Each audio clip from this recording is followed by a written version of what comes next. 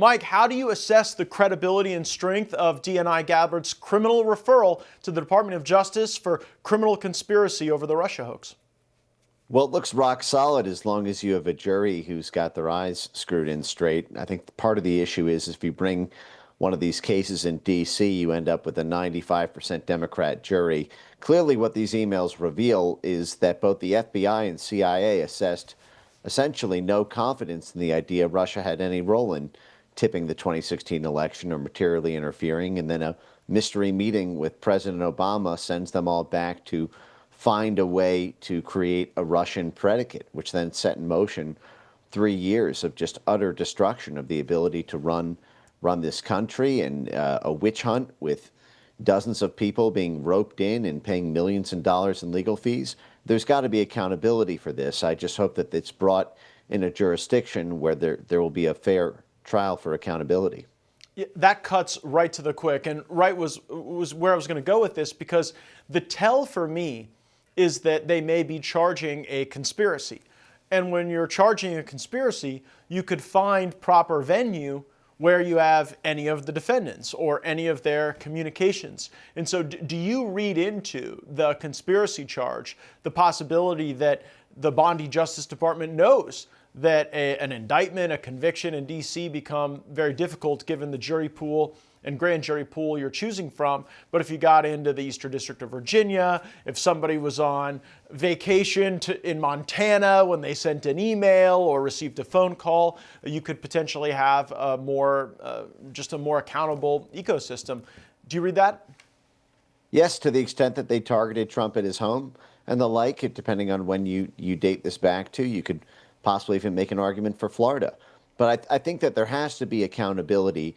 You know, one of the things that was one of the craziest incidences of a two-tier justice system in this country was when President Trump was charged criminally with mishandling of classified documents, while at the same time the Justice Department was reviewing President Biden's mishandling of classified documents.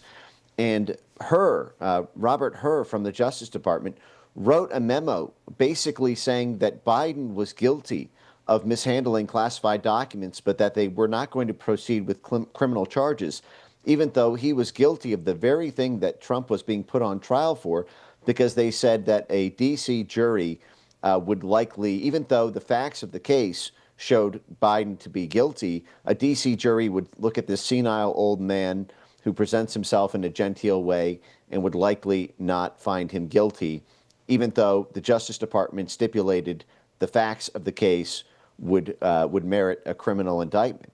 So you had Trump run through the ringer, spending millions of dollars in legal fees, only saved by the fact that the American people elected him. And the difference between millions of dollars in legal fees and a criminal indictment on multiple counts and skating completely scot-free was whether or not the Justice Department simply decided in their sole discretion that a jury would or wouldn't like the particular defendant. That practice has got to stop.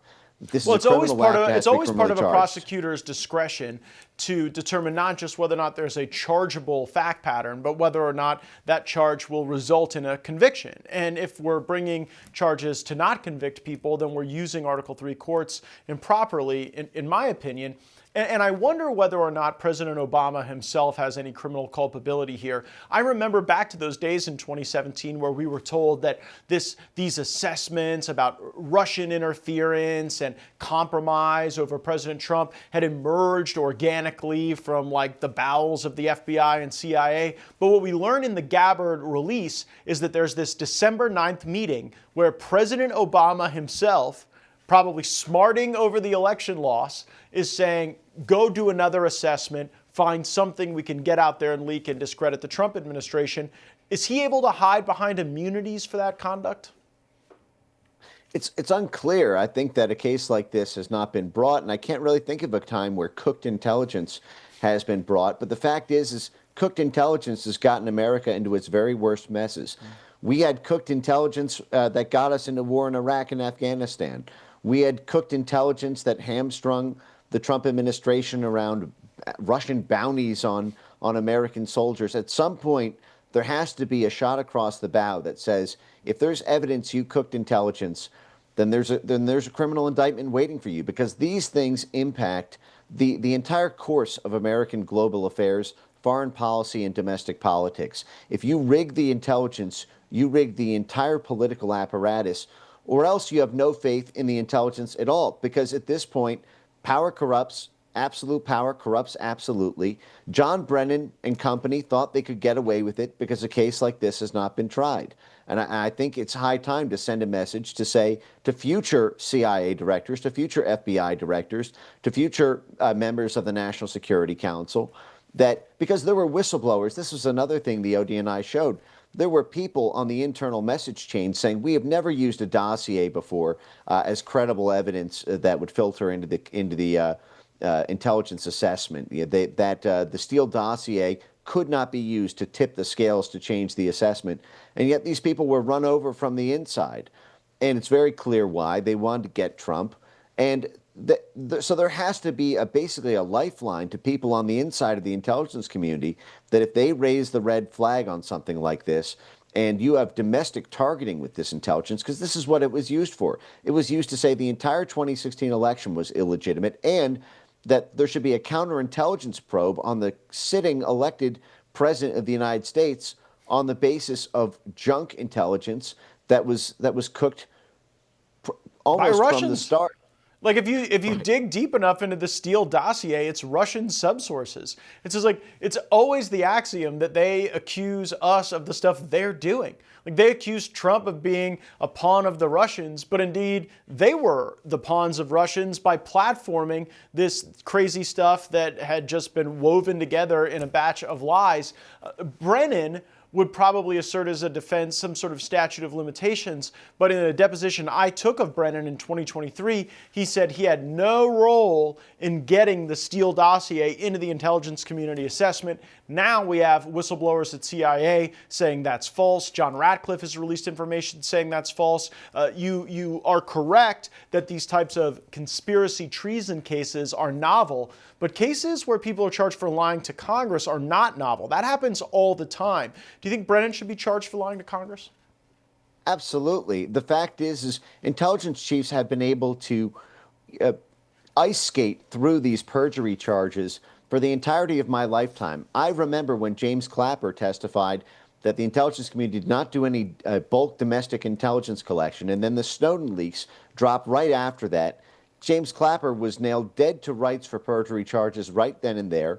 He skated free and then, participated in this whole cabal again. I think that there has to be accountability at the CIA, or else everyone will feel emboldened that they can do this next time. Yes, there may never have been charges like this, but there has never been a case like this where you had Russiagate hamstringing the entire presidency. The entire world was led to believe, if they had any faith at all in the American intelligence apparatus, that Trump was a Russian asset and a Manchurian candidate. And they took this all the way 2.5 years into a July 2019 congressional hearing where Mueller had nothing at the end of it. They were carrying 7-2 offsuit the whole time, bubkiss in their hands from start to finish, and yet they took down key elements of an entire presidency. And it's wild to think that we tolerated it, but Mike, just on the heels of the Russia hoax, then we got the Ukraine hoax, where we got introduced to Zelensky and this whole notion that Trump was holding back weapons in exchange for dirt on Biden, and now we see how dirty the Bidens indeed were. But we've got new news that came out of NBC that the government of Ukraine has now raided the anti-corruption component of their own government. So are we to make of this that there's still a lot going on in Ukraine that should raise questions about us sending them weapons and money? Well, what you have here is a classic Noriega type situation. Noriega was this CIA asset who then went rogue after he became the president in Panama. And you have this we have these control mechanisms on Zelensky. When he first came to office in 2019, elected in March 2019. By May, we had sent him a red lines memo with 25 policies that Zelensky cannot change or touch or go anywhere near without the consent of 65 I think it was 70 signatory USAID-funded NGOs who sent this red lines threat memo. And this was co-signed by all these USAID-funded anti-corruption NGOs. Basically said you can't introduce the Russian language back into Ukrainian TV. You cannot attempt to reverse the course of NATO accession for Ukraine. You cannot renegotiate the privatization of Naftogaz. Basically everything from culture to media to energy policy to security policy. And it was co-signed by 70 of these anti-corruption NGOs, all funded by the State Department, NATO, USAID, and the British Foreign Office. And what I think was so funny about this is one of the statement from the Ukraine Anti-Corruption Action NGO that was raided was that Zelensky has crossed a red line. They literally used the exact language that they threatened Zelensky with his first time. But they don't want, Zelensky is supposed to be a good little boy. He's supposed to be a good little puppet who gets patted on the head. And we have these control systems in place so that if he ever goes too far, we can get him roped up in the internal prosecutorial measures that were funded, by the way, by USAID. USAID funds the Ministry of Justice in Ukraine for its anti-corruption. I got to say this way, I'll have to have you back on and discuss that in more detail, because you present a world in which we have Zelensky all wound up. I see a world in which he's got us all wound up, where we continue to send the money, and if the money, and if they go arrest the anti-corruption people, it's them really giving it the old college try. But we'll have to chat about that another time. Mike Benz, Executive Director of the Foundation for Freedom Online. Thanks as always for bringing your expertise to the program. Thanks, Matt.